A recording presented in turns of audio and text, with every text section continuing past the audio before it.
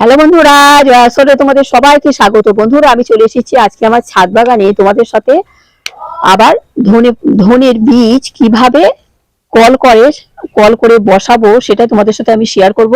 আজকে শুধু ধনের বীজ বসাবো না, ধনের বীজের সাথে আমি কিছু শসার বীজ ভিজিয়ে আমি কি করে আমি কল তৈরি করব সেটা তোমাদের সাথে শেয়ার করব। শীতকালে সাধারণত শসার বীজ, করলার বীজ, নানান রকম বীজ দানার থেকে কল বের করা বা গাছ তৈরি করা আমাদের পক্ষে একটু কষ্টসাধ্য। আমরা সাধারণত যারা মাঠে চাষি ভাইরা, দাদা ভাইরা যারা কাজকর্ম করেন তারা জানেন যে কিভাবে আমরা তারা কিভাবে কল তৈরি করবেন তারা জানি। তো আমি আজকে তোমাদের সাথে সেই ধনের বীজ আর কি, ধনের বীজ আর শসার বীজ কিভাবে আমি কল করব সেটাই তোমাদের সাথে আমি শেয়ার করব। তাহলে চলো বেশি দেরি না করে ভিডিওটা শুরু করি। আমি কিভাবে ধনেগুলো বা প্রথমে ধনেগুলো, বন্ধুরা এইগুলো আমার ধনের বীজ। তো আমি এইগুলো ভালো করে মাটিতে ঘষে নেব, একটু এরকম ছাতের উপরে রেখে এরকম বাটি তলা দিয়ে এরকম করে করে ঘষবো, তাতে দুখানা হয়ে যাবে। আর তারপরে জলের ভিতর ভিজিয়ে দেবো। দেখো আস্তে করে ঘষতে হবে, বেশি ঘষলে কিন্তু গুঁড়ো হয়ে যাবে, গুঁড়ো হলে কিন্তু হবে না। তোমরা দেখো আমি এই ধনের বীজগুলো ভালো করে দুখানা করে নিয়েছি। দেখো প্রতিটা বীজ দুটো হয়ে গেছে। আমি এবারে এখান থেকে বীজগুলো নিয়ে নিয়ে জলের ভিতরে ভিজিয়ে রাখবো।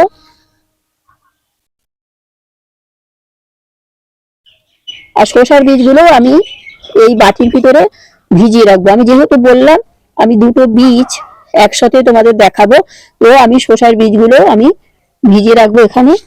এখানে এই যে শসার বীজ,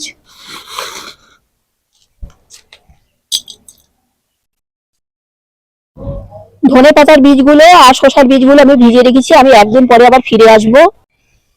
ধনে পাতার বীজগুলো আমি এখন ছেঁকে নিচ্ছি একটা ঝুড়ির ভিতরে করে বা একটা ছাঁকুনিতে, যে যা পারবে ছেঁকে নেবে। আর শসার বীজগুলো আমি ছেঁকে রেখেছি, এখন আমি দেখাবো কিভাবে আমি বসাবো। এখানে আমার অনেক গোবর সার আছে, গোবর সার এখান থেকে আমি প্রয়োজন মতন তুলে নিচ্ছি, নিয়ে ঝুড়িটার ভিতরে দিচ্ছি। এইভাবে দিয়ে দিলাম, দিয়ে আমি এই ধনের বীজগুলো আমি এই ভিতরে দিয়ে রেখে দেব।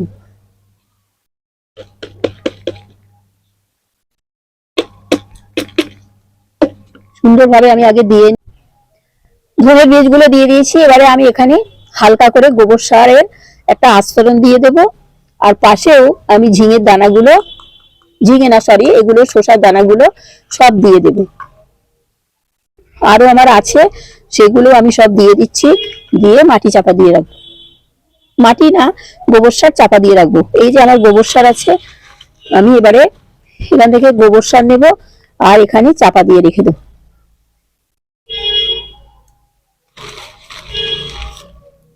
আর সামান্য একটু, সামান্য, বেশি না, এই শসার বীজগুলোর উপরেও আমি এখানে গোবর সার দিয়ে চাপা দিয়েছি। এবারে আমি যেটা করব সেটা আমি গোবর সারের ভিতরে এটাকে রেখে দেব। এবারে আমার এই প্যাকেটে একটা গোবর সার আছে, আমি রেখেছি এখানে গোবর সার। এবারে আমি এই ঝুড়িটা ধরে আমি এর ভিতরে বসিয়ে দেব। এটা কিন্তু গোবর সার, গোবর সারের ভিতরে আমি বসিয়ে দেব। দিয়ে সুন্দরভাবে আমি একটা চাপা দিয়ে রেখে দেবো, দিয়ে ভালো করে আটকে দেবো বস্তা টস্তা দিয়ে, যাতে এর ভিতরে কোনো হাওয়া বাতাস ভিতরে যাতে ঢুকতে না পারে। সেই জন্য একদম বস্তা টস্তা দিয়ে সুন্দরভাবে চাপা দিয়ে রেখে দেবো। তারপরে আমি 4-5 দিন পরে ফিরে এসে দেখাবো কেমন কল হয়। তোমাদের দেখাবো কেমন কল হয়েছে। দেখো আমি তো এখন সব সরিয়ে দিচ্ছি, কাগজ বস্তা টস্তা গুলো সব সরিয়ে দিচ্ছি, দিয়ে আস্তে আস্তে তুলে নেব। নিয়ে দেখো সব কল দেখা যাচ্ছে। আর আমি একটা কৌটোর ভিতরে রেখেছিলাম। বন্ধুরা, আমি তাহলে 5 দিন পরে ফিরে এসে তোমাদের দেখাচ্ছি যে আমি যে ধনের বীজগুলো আর শসার বীজগুলো রেখেছিলাম, দেখো কেমন কল হয়ে গেছে। 3 দিনেই ভালো হয়ে যায়, কিন্তু আমি একটু বেশি রেখেছি। দেখো এগুলো শসার বীজ, শসার বীজ, আর এইগুলো দেখো ধনের বীজ, সমস্ত কল হয়ে গেছে। তোমাদের আস্তে আস্তে দেখাচ্ছি। দেখো প্রতিটা ধনে পাতার থেকে, ধনের বীজের থেকে দেখো কল হয়ে গেছে। কোনটা ছোট বড় মাঝারি বিভিন্ন ধরনের কল বেরিয়েছে। আর এই কল শুদ্ধ ধনে বীজগুলো যদি আমি একবার মাটিতে দিই, আমার 2 দিনে একবার পাতা ছেড়ে যাবে। আর যদি আমি এই এই কৌটোটার ভিতরে রেখেছিলাম, দেখো তোমাদের সবই দেখাচ্ছিলাম, এই কৌটোটায় আমি আর একদিন আগে রেখেছিলাম। তো এইটা দেখো, এটা আরো কত বড় বড় হয়ে গেছে। মরার কোনো সম্ভাবনাই নেই। আমি আগে তো তোমাদের সাথে শেয়ার করেছিলাম, এরকম কল শুদ্ধ দানা বের করেই আমি সমস্ত ছড়িয়ে দিয়েছিলাম। আমি আবার তোমাদের দেখিয়েছিলাম কেমন কেমন ধনে পাতা হয়েছে আমার। আজকেও তোমাদের আমি দেখালাম। গোবর সার, এর দিকে দেখো, এর ভিতরে কোনো মাটি নেই, শুধু সে গোবর সার আর শসার বীজগুলো। বন্ধুরা, আমি তাহলে ধনে পাতা, এই ধনের বীজগুলো বসানোর জন্য আমি একটা চুবড়ি নিয়ে নিয়েছি, প্লাস্টিকের চুবড়ি। আরো আমি ম্যাচলার ভিতর বসাবো অনেকগুলো, যেহেতু দানা আমার একটা বড় একটা ট্রে টাইপের আছে, ওই ট্রেটার ভিতরে বসাবো, আর এই চুবড়ির ভিতরে বসাবো, আর একটা ম্যাচলার ভিতরে বসাবো। তো আমি প্রথমে এই ঝুড়িটা নিয়ে নিয়েছি। দেখো, এই ঝুড়িটা আমি প্লাস্টিক বসিয়েছি, প্লাস্টিক আমি কেটে দিয়ে দিয়েছি। আর প্লাস্টিক গুলো কিন্তু আমার ফুটো করা আছে, সমস্ত তলায় কিন্তু ফুটো করা আছে। যেহেতু এই ঝুড়িটার ফুটো গর্তগুলো একটু বড় বড়, তাহলে মাটিগুলো কিন্তু সব ধুয়ে ধুয়ে বেরিয়ে যাবে। সেই জন্য আমি নিচেই, দেখো, নিচের থেকে উপরেও আমি একটু প্লাস্টিক দিয়ে নিয়েছি। আর প্লাস্টিক গুলো একটু ফুটো করে নিয়েছি। আর যদি এরকম কাপড়ের, এরকম পাতলা কাপড়ের যদি কোনো ব্যাগ দিই, তাহলে কিন্তু ফুটো করতে হবে না। এগুলো একটু পাতলা জাল জাল আছে, জলটা অনায়াসে।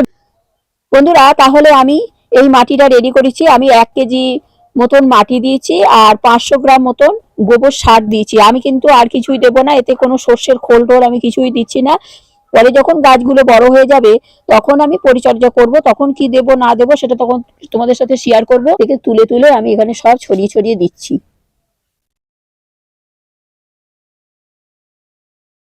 হালকা হাতে ছড়াতে হবে, এখান থেকে নিয়ে নিয়ে। তারপরে আমি তোমাদের ফিরে এসে আবার দেখাবো। আমি তো তোমাদের একবার চুবড়ির ভিতর দেখিয়েছিলাম, আর একটা চুবড়ি তোমাদের দেখাচ্ছি। আমি আবার নতুন করে, অনেকে ভালো করে বুঝতে পারিনি বলে আমি আমি আবার দেখাচ্ছি।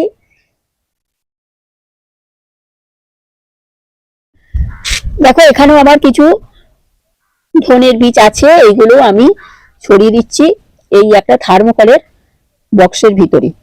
এইভাবে ভাবে ছড়াতে হবে। আমি তারপরে সব একসাথে মাটি দেব। দেখো, আমি আগে ছড়িয়ে নিচ্ছি, একদম কোনায় টোনায় সব জায়গায় দিয়ে দিতে হবে, যাতে গাছটা সুন্দরভাবে ধারেও ধারেও দিতে হবে, শুধু মধ্যিখানে দেব না, এরকম ধারে ধারেও দিতে হবে। তাহলে গাছটা খুব সুন্দর ভাবে বেরোবে। আমি তো ফিরে এসে আবার দেখাবো তোমাদের আবার গাছগুলো কেমন, ধনে পাতার এই বীজ থেকে কেমন আবার গাছ হয়, আমি আবার তোমাদের ফিরে এসে দেখাবো। এখন কোনো কিছু চাপা টাপা দেওয়ার দরকার নেই, তাও আমি একটা হালকা একটা ঝুড়ি টুড়ি চাপা দিয়ে রাখবো, দিয়ে উপরে একটা প্লাস্টিক দিয়ে রাখবো। 2 দিন পরে আমি খুলে দেবো। দেখো, সুন্দরভাবে ছড়িয়ে দিলাম আমি। দেখো, আর সমস্ত এরকম ভাবে সুন্দরভাবে ধারে ধারে, আমি তোমাদের ভালো করে ধরে ধরে দেখাচ্ছি, ধারে ধারে সুন্দরভাবে ছড়িয়ে ছড়িয়ে দিতে হবে। দিয়ে এবারে আমি মাটি চাপা দিয়ে দেবো, গোবর সার না, এবার শুধু মাটি চাপা দেব। এবারে আমি এই যে সাধারণ মাটি, সামান্য গোবর সার দিয়ে তৈরি করা, সামান্য গোবর সার, এতে কিন্তু বেশি না, 4 ভাগের 1 ভাগ দিয়ে তৈরি করা ছিল এই মাটিটা। আমি হালকা করে উপরে আস্তরণ দেব। কিভাবে কিভাবে দিচ্ছি, এরকম হালকা করে দিয়ে দেবো, কিন্তু খাবলা খাবলা এরকম করে দেব না। আমি হালকা এভাবে ছড়িয়ে ছড়িয়ে শুধু দানাগুলো একটু চাপা দিয়ে দেব। হয়তো ভিডিওটা একটু বড় হবে, তোমরা ধৈর্য সহকারে একটু দেখো, কেটে কেটে দেখো না, তাহলে কিন্তু মিস করবে কোথায় আমি কি করলাম না করলাম, কিভাবে কতটা মাটি দিলাম না দিলাম, কতটা গোবর সার দিলাম, তাহলে কিন্তু কেটে কেটে দেখলে কিন্তু তোমরা মিস করে যাবে। তোমরা ভিডিওটা ভালো করে দেখো। এইবারে আমি সামান্য জলের ছিটে দেব, দিয়ে আমি রেখে দেব। আর ওই ঝুড়িটার ভিতরে আমি মাটি দিয়ে দিচ্ছি আগে। দেখো, এই চুবড়িটার ভিতরেও আমি হালকা করে মাটি এরকম করে করে ছড়িয়ে দিতে হবে, শুধু দানাগুলো আর কি ঢাকা পড়বে রোদ দূরে, তাহলে নষ্ট হয়ে যেতে পারে, বীজগুলো শুকিয়ে যাবে। সেই জন্য একটু চাপা দেব, আর একটু জলের ছিটে দিয়ে আমি রেখে দেবো। 2 দিন একটু একটু চাপা দিয়ে রাখবো প্লাস্টিক টিক বা কোনো বস্তা টস্তা, তারপরে খুলে দেবো, আবার ফিরে এসে দেখাবো কেমন দানা থেকে কেমন গাছগুলো হয়েছে। আমি আরো একটা ম্যাচলার ভিতর বসাচ্ছি, সেটা তোমাদের আমি দেখাবো, এবং আগেও বসিয়েছি সেগুলো কেমন আস্তে আস্তে বেরিয়েছে সেগুলো তোমাদের দেখাচ্ছি। এবারে আমি হালকা করে জলে ছিটে দিলাম। বন্ধুরা আমি তাহলে কল শুদ্ধ বীজগুলো আমি বসিয়ে দিলাম। এবারে এর ভিতরে একটা এরকম কাপড়ের ব্যাগ আমি চাপা দিয়ে রাখবো, 2-3 দিন পরে আমি খুলে দেবো। পরবর্তীতে আমি আবার ফিরে এসে দেখাবো কাজগুলো কেমন হয়। এখানে টিভির বক্সের ভিতরে আমি কিছুদিন আগে ধনের বীজগুলো যে ছড়িয়েছিলাম তোমাদের সাথে শেয়ার করেছিলাম, দেখো ধনে পাতার এই যে গাছগুলো দেখো কত বড় বড় হয়ে গেছে। আমি সমস্ত তুলে তুলে নিচ্ছি। আর সব বন্ধুরা এবারে আমি শসার বীজগুলো কিভাবে বসাবো তোমাদের দেখায়। আমি কয়েকটা বীজ বসিয়ে দেখাচ্ছি, একই পদ্ধতি, নয়তো ভিডিওটা অনেক বড় হয়ে যাবে। এবারে শসার বীজগুলো আমি বসাচ্ছি, দেখো একটা কাঠি দিয়ে এরকম গর্ত করে নেব, ভালো করে গর্তটা করে নেব। তারপরে কিন্তু আমি বীজগুলো সাবধানে বসিয়ে দেবো। দেখো এরকম শিকড় হয়ে গেছে, এটা আস্তে আস্তে এই বসিয়ে দিয়ে আবার হালকা করে মাটি চাপা দিয়ে দেবো। একদম ঢেকে দিতে হবে সুন্দরভাবে, আস্তে আস্তে ঢেকে দেবো, বেশি চাপাচাপি করবো না, যেহেতু কলগুলো বেরিয়ে গেছে সে তাহলে কিন্তু ভেঙে যাবে। দেখো তাহলে বন্ধুরা তোমাদের আমি ধনের বীজ থেকে কিভাবে আমি কল বের করে কিভাবে আমি বসালাম সেটা তোমাদের সাথে শেয়ার করলাম, আর শসার বীজও তাই কিভাবে কল তৈরি করে আমি বসালাম সেটা তোমাদের সাথে শেয়ার করলাম। আর আমার আগের ধনে পাতাগুলো কেমন হয়েছে সেটা তোমাদের দেখালাম, আরো আছে, আরো আমি বসিয়েছি। আমরা কিন্তু ধাপে ধাপে বসাবো, একসাথে বসিয়ে দেবো না। যদি আমরা 50 গ্রাম দানা আনি, আমরা হয়তো এক জায়গায় হয়তো বসালাম, আবার 15 দিন পরে আরেক জায়গায় বসাবো, আবার হয়তো 6-7 দিন পরে আবার এরকম বসাবো, ধাপে ধাপে বসাবো। তাহলে এই গাছগুলো আমরা তুলে তুলে খেতে খেতে ওইগুলো আবার একটু বড় হয়ে যাবে। এরকম করে করে বসাবো, তাহলে আমাদের ছাদ বাগানে 12 মাসই ধনে পাতা হবে। তো যাই হোক, আমার ছাদ বাগানে কিন্তু 12 মাসই প্রায় ধনে পাতা হয়। তো যাই হোক, তোমাদের সাথে আমি আগে দেখিয়েছি। তাহলে তোমরা আমার এই ধনের বীজগুলো থেকে কল তৈরি করে গোবর সারের ভিতরে কিভাবে আমি দানা থেকে কল তৈরি করে আমি বসালাম সেটা তোমাদের সাথে শেয়ার করলাম। তোমাদের যদি আমার এই ধনের বীজগুলো বসানো ভালো লেগে থাকে তো তোমাদের কাকিমাকে একটা লাইক শেয়ার সাবস্ক্রাইব করে আমার চ্যানেলটার পাশে থেকো। আসি তাহলে, সবাই ভালো থেকো, টাটা। পরবর্তী নতুন নতুন ভিডিও নিয়ে আমি আবার এসে যাব। আসি তাহলে, টাটা।